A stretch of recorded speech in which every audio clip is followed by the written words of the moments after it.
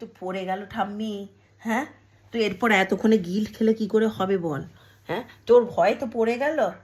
হ্যাঁ, ঠাম্মির বেটু হয়ে গেছে, দেখ দা বাপি ইয়ে করে দিচ্ছে, হাতে বেঁধে দিচ্ছে। আয় আয়, দেখবি আয়, দেখবি আয়, উঠে দেখবি আয়, আয়। তোকে তো গিল খাওয়ার দরকার নেই, কোনো অত গিল খাওয়ার দরকার নেই।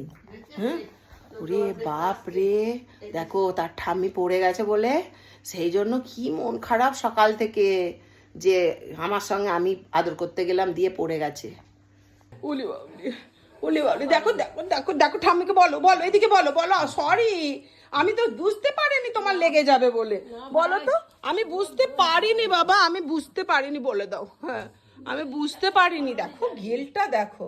ঠাম্মি বলছে কিছু হয়নি, ভালো হয়ে যাবে। তুমি আদর করে দেবে তো, তুমি আশীর্বাদ করে দাও তো, ঠাম্মি ভালো হয়ে যাবে।